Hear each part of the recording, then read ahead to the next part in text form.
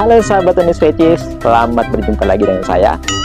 Ini video pertamanya Oniswece dalam video yang berdurasi agak panjang dikit. Kali ini kita akan membuat video pembuatan POC, pupuk organik cair.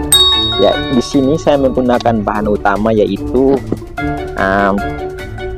daun kelor atau merungge, biasa orang bilang gitu. Kalau orang Kedang bilang motong. Ini dia daunnya. Ini aku petik di kebun sendiri tadi di pekarangan, karena tadi pagi aku niatnya mau makan motong, jadi aku simpan dia punya yang ini yang agak tua, jadi aku taruh aja. Banyak nih. Nah, sebenarnya aku tadi mau tabur aja di sekeliling tanaman, tapi setelah dipikir-pikir lebih baiknya aku bikin jadi POC supaya nanti bisa dipakai secara terus-menerus. Bisa banyak ini, soalnya ini agak banyak. Nah, daripada dikasih ke tetangga atau dikasih ke B2-nya tetangga gitu, itu kan beli aja. Ya barang-barang sendiri seperti ini kenapa harus dikasih ke orang lain gitu. Oke ya, ini kebetulan tidak dibeli, tidak dicuri juga. Ini gratis dari kebun sendiri. Jadi, mari kita lihat dia punya cara pembuatannya. Ini juga aku baru belajar sih. Jadi kita sama-sama belajar. Nanti dia punya cara fermentasinya, cara pembuatannya. Bagaimana saja. Oke guys, saatnya kita sudah berhadapan dengan media-media yang siap kita gunakan. Di sini ada blender. Kalau tidak ada blender bisa pakai batu tumbet ulekan atau tumbukan atau mau diapakan saja juga boleh. Intinya nanti daunnya ini harus hancur dengan air. Nah, setelah itu kita ada molase. Kalau tidak ada ini bisa menggunakan ini kalau tidak ada molase menggunakan gula. Ini ada juga M4 untuk M4 pertanian ya, yang warna kuning seperti ini. Oke, nanti baru kita jelaskan dia punya secara spesifik.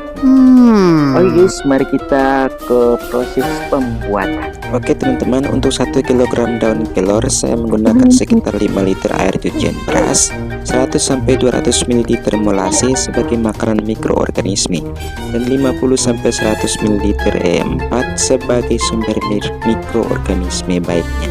Jadi untuk lebih detailnya jelasannya di akhir video ya teman-teman. Dan juga air cucian beras, ini aku pakai cucian beras atau pakai air bersih saya juga boleh. Daun kelor mengandung berbagai unsur hara yang sangat bermanfaat bagi tanaman seperti nitrogen, kalium, kalsium, magnesium, fosfor, serta berbagai vitamin dan zat pengatur tumbuh alami yang dapat membantu pertumbuhan tanaman menjadi lebih sehat dan subur. Sebelum difermentasi, daun kelor saya blender terlebih dahulu hingga halus. Mengapa harus dihaluskan? Karena dengan menghaluskan daun kelor, dinding sel tanaman akan lebih mudah pecah sehingga unsur hara yang terkandung di dalam daun lebih cepat keluar dan lebih mudah dimanfaatkan oleh mikroorganisme selama proses fermentasi. Kayak jadinya jus daun kelor nih.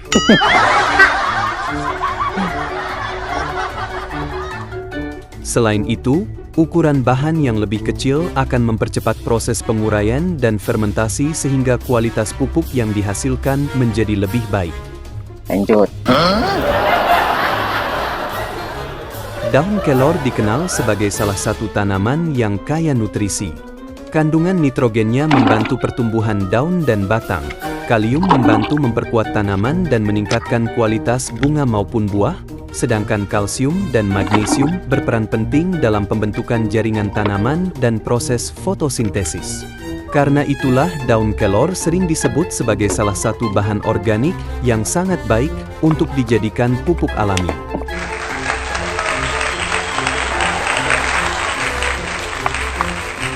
Setelah daun kelor selesai di blender dan dicampurkan dengan air cucian beras, langkah berikutnya adalah menambahkan molase dan M4. Pertama, saya mencampurkan molase terlebih dahulu. Ibaratnya, kalau mikroorganisme adalah pekerja, maka molase adalah nasi dan lauknya. Dengan adanya molase, mikroorganisme dapat berkembang biak dengan cepat dan bekerja lebih optimal selama proses fermentasi. Setelah molase tercampur rata, saya menambahkan M4. M4 mengandung berbagai mikroorganisme baik yang berperan dalam menguraikan bahan organik. Mikroorganisme inilah yang nantinya akan membantu memecah unsur hara yang terdapat dalam daun kelor sehingga menjadi lebih mudah diserap oleh tanaman. Ketika molase dan M4 bertemu, proses fermentasi mulai dipersiapkan.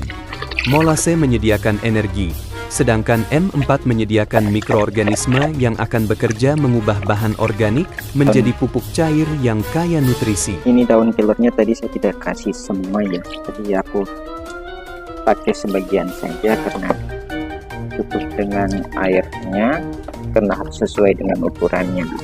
Jadi teman-teman, ini ukurannya yang kita campur di sini adalah 1 kg daun kelor, 5 liter air cucian beras, dan juga untuk ukuran molase dan M4-nya aku pakai 1 tutup botol untuk 1 tutup botol M4 itu untuk 1 liter air. Jadi karena di sini ada 5 liter air, maka aku pakai 5 tutup botol EM4 dan juga 5 tutup botol molase menggunakan tutupan botol EM4 tadi.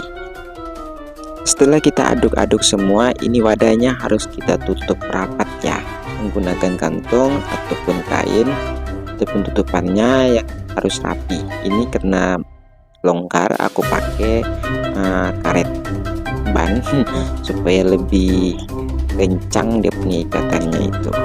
Setelah itu ditaruh di tempat yang teduh atau tidak terkena sinar matahari langsung. Setelah itu diamkan selama 10-14 hari. Buka tutupannya ini setiap hari, minimal 1 kali buka untuk melepaskan gas atau uap fermentasinya itu setiap hari 1 kali saja. Setelah itu ditutup kembali, jangan dibuka terlalu lama, cukup untuk uapnya keluar saja langsung ditutup kembali. Setelah itu kita pakai untuk penyiramannya. Setelah 10-14 hari kita ambil airnya saja untuk kita pakai aplikasikan ke tanaman. Nah, dia punya cara pengaplikasian ke tanamannya itu seperti apa. Dukung terus channel ini untuk terus mengupdate-nya. Oke guys, hanya itu saja video dari saya, semoga bisa bermanfaat. Nah, untuk membuktikannya, teman-teman harus mendukung channel ini, terus mensupport, mensubscribe channel ini supaya bisa melihat hasilnya nanti.